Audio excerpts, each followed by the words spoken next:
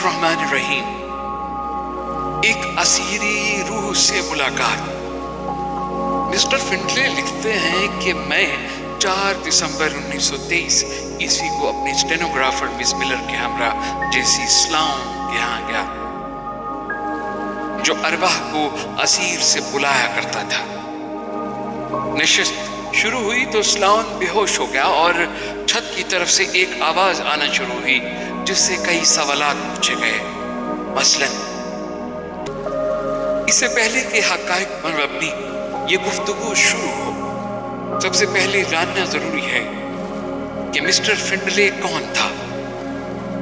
लेकिन उससे पहले हमें ये जानना जरूरी है कि असीरी रूह क्या है, ईथर किसे कहते हैं, जिस्म खाकी और जिस्म लतीफ में क्या फर्क है, एस्ट्रल बॉडी किस चीज का नाम है और एस्ट्रल वर्ल्ड क्या है, उसके बारे में जानने की कोशिश करते। उसके बाद मिस्टर फिंटले यानी कि मिस्टर जेम्स आर्थर फिंटले की इस गुफ्तगू को हम आपके सामने पेश करेंगे। दोस्तों, मैं एक किताब के बारे में आपको बताने जा रहा हूं। द बुक बाय डॉक्टर गुलाम जिलानी बर्क, मन की दुनिया। उसका बाब नंबर 2 चैप्टर नंबर 2 बहुत अहमियत का हामिल है। इसका टाइटल है दुनियाए असीम। आइए इस हक़ाइक़ से भरपूर दुनिया में जाने की कोशिश करते हैं जिसका नाम है दुनियाए असीम, यानी कि कॉस्मिक या एस्ट्रल वर्ल्ड। डॉक्टर गुलाम जिलानी बर्क लिखते हैं, वो असीर नजर नहीं आता, लेकिन ये एक बहुत बड़ी हकीकत है और मकान से लामकान तक हर जगह मौजूद है। एक साइंसदान के यहाँ कॉस्मिक वर्ल्ड, एस्ट्रल रीजन और असीर कुछ अलग अलग चीजें होंगी, लेकिन मैं उन्हें मुतरादिफ अल्फाज करार देता हूँ। ख्वाब में जिस्म लतीफ जिस्म खाकी से निकलकर एस्ट्रल वर्ल्ड में चला जाता है, जहां उसे कभी खूबसूरत बागात, वादियां, दरिया और सब्ज कोहसार नजर आते हैं, और कभी अपना घर जहां अपने अजीजों से उसकी मुलाकात होती है। बात यह है कि इस जमीन और उसके मनाजिर की हूबहू तस्वीर व अशकाल वहां भी मौजूद है। वो इस तरह के असीर की वो लहरें जो रोशनी पैदा करती हैं, एक चीज मसलन किताब, कलम, दर, दीवार वगैरह से टकराकर उसी चीज की शक्ल इख्तियार कर लेती है। चूंकि असीरी लहरों की रफ्तार 1,86,000 मील फी सेकंड है, इसलिए हर चीज की इतनी ही असीरी तस्वीर 1 सेकंड में तैयार होती है। ये तस्वीर आंखों की राह से जब दिमाग तक पहुंचती हैं तो दिमाग इस चीज को देखने लगता है। ये तस्वीर हर समत यानी दाएं बाएं ऊपर नीचे जाती हैं, और आप किसी जाविये पर खड़े हो जाएं वो चीज नजर आएगी। अगर आप एक मूवी कैमरा सामने रखते हैं और पूरी रफ्तार से फिल्म को घुमाना शुरू करें तो 1 मिनट में कई हजार तस्वीर फिल्म पर मुर्तसम हो जाएंगी, और ये तस्वीर असीर में मौजूद रहती हैं।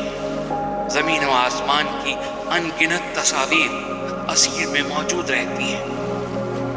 दोस्तों, अब मैं जो आगे बढ़ने वाला हूं वो एक हैरत अंगेज बात है।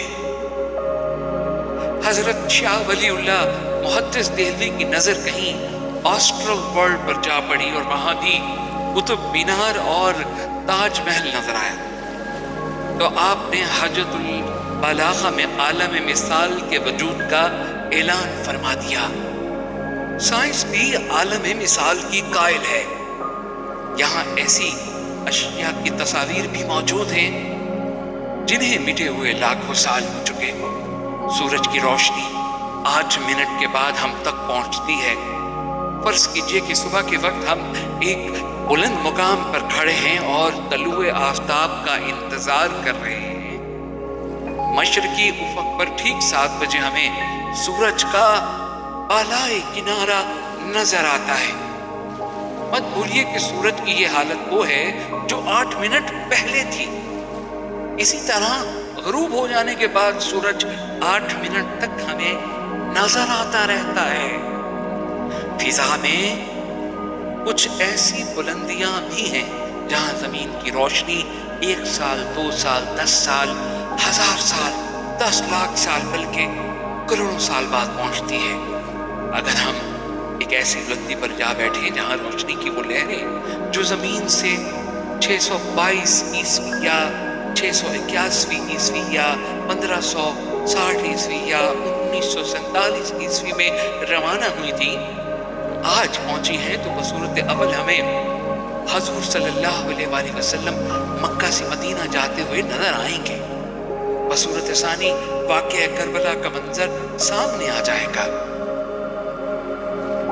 مزید ڈاکٹر غلام جیلانی برق لکھتے ہیں کہ بصورت ثالث تخت دہلی پر جلال الدین اکبر اور بصورت رابع حضرت Quaid Azam governor general house میں دکھائی دیں گے۔ بظاہر یہ بات عجیب سی معلوم ہوتی ہے، لیکن دراصل عجیب نہیں ہے، کیونکہ اسیر یا عالم مثال میں ہر چیز کی لاتعداد تصاویر موجود رہتی ہیں۔ پیج نمبر 50 پہ ڈاکٹر غلام جیلانی برق لکھتے ہیں، ریڈر ڈائجسٹ امریکی ایڈیشن کی آشاد مئی 1959 عیسوی میں یہ واقعہ درج ہے کہ امریکہ میں ایک ٹیلی ویژن کمپنی بنی، وہ اپنے پروگرام نشر کرتی رہی اور 1944 میں ختم ہو گئی۔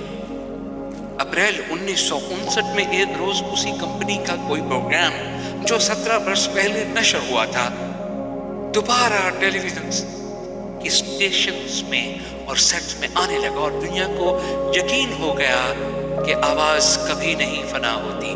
سورہ کاف آیت نمبر 18 پہلی آیت اور پھر اس کا ترجمہ ملاحظہ فرمائیے۔ بسم اللہ الرحمن الرحیم، ما يلفظ من قول الا لديه رقیب عتید۔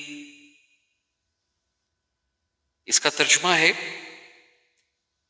کوئی لفظ اس کی زبان سے نہیں نکلتا جسے محفوظ کرنے کے لیے ایک حاضر باش نگران موجود نہ ہو۔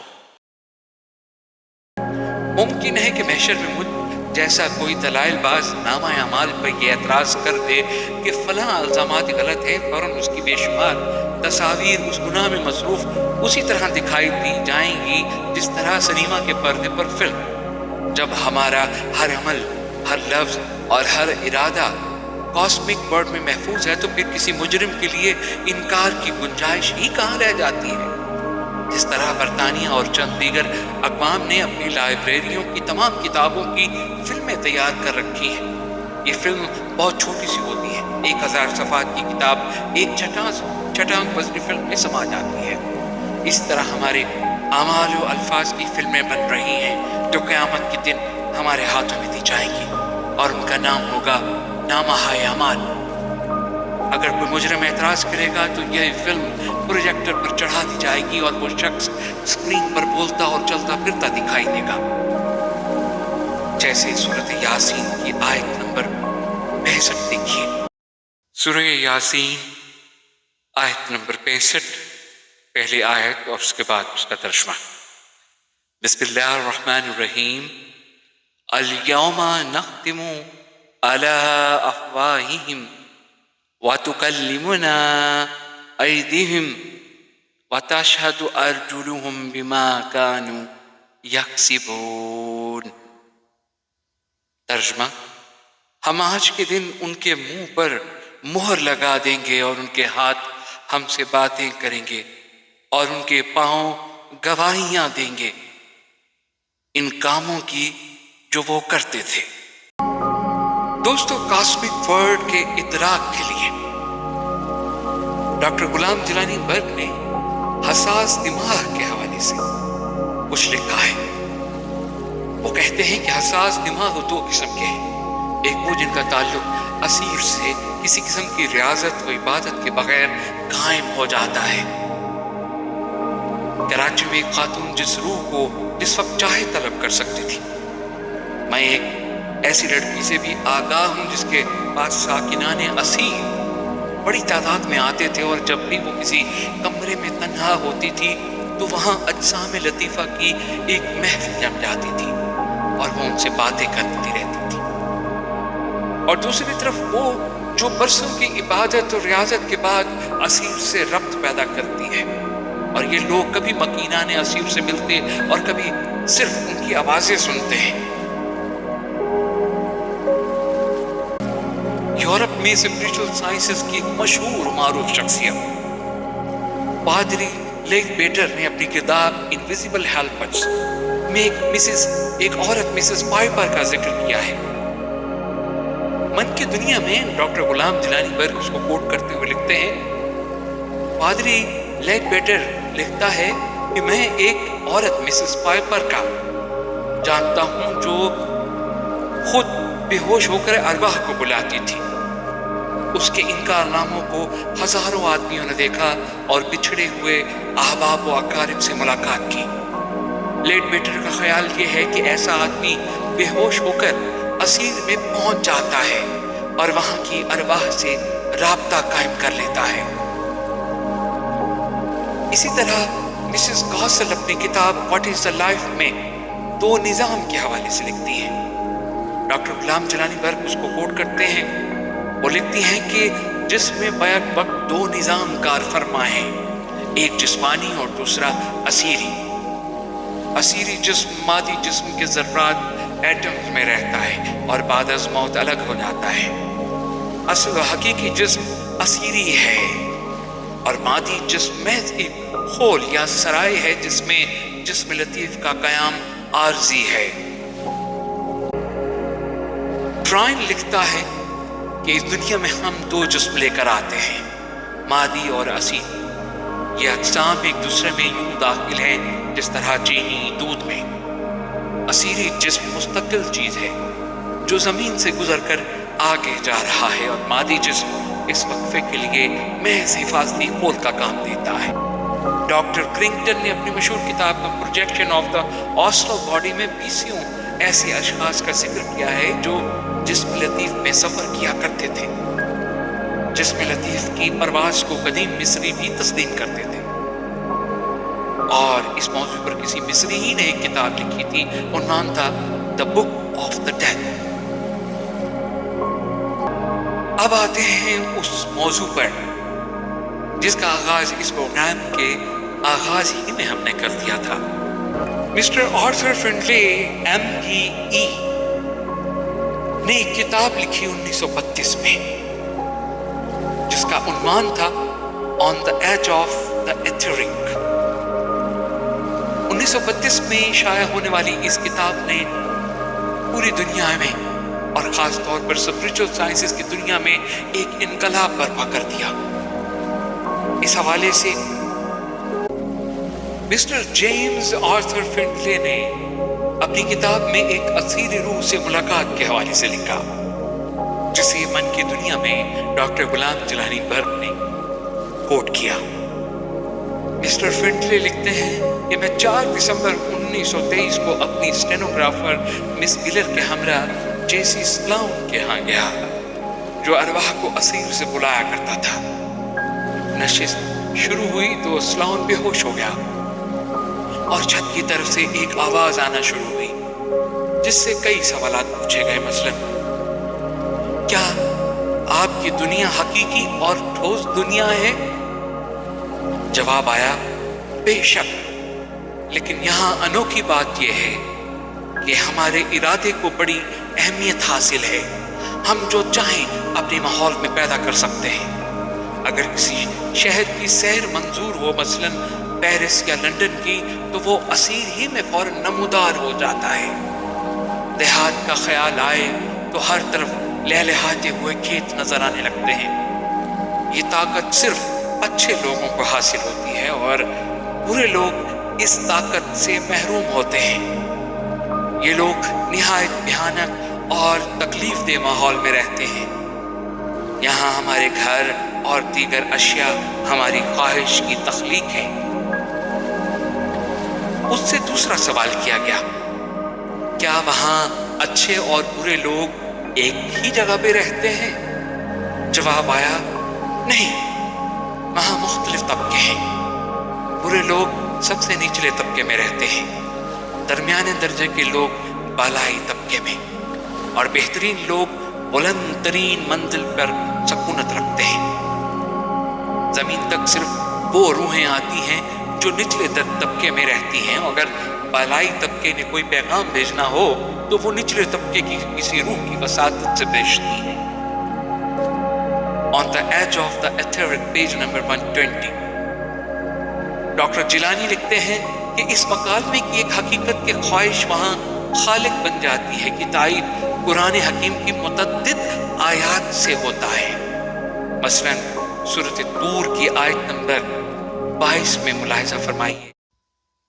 سورۃ طور آیت نمبر 22 اور اس کا ترجمہ ملاحظہ فرمائیے۔ بسم اللہ الرحمن الرحیم۔ وَأَمْدَدْنَاهُمْ بِفَاكِهَةٍ وَلَحْمٍ مِّمَّا يَشْتَهُونَ۔ ترجمہ، ہم ان کے لیے میوے اور مرغوب گوشت کی ریل پیل کر دیں گے۔ سورہ حامیم سجدہ آیت نمبر 31، پہلے آیت اور پھر اس کا ترجمہ ملاحظہ فرمائیے۔ بسم اللہ الرحمن الرحیم۔ نحن اولیاؤکم فی الحیات الدنیا وفی الآخرہ وَلَكُمْ فِيهَا مَا تَشْتَهِي أَنفُسُكُمْ وَلَكُمْ فِيهَا مَا تَدَّعُونَ۔ ترجمہ، تمہاری دنیاوی زندگی میں بھی ہم تمہارے رفیق تھے اور آخرت میں بھی رہیں گے۔ جس چیز کو تمہارا جی چاہے اور جو کچھ تم مانگو سب تمہارے لیے جنت میں موجود ہے۔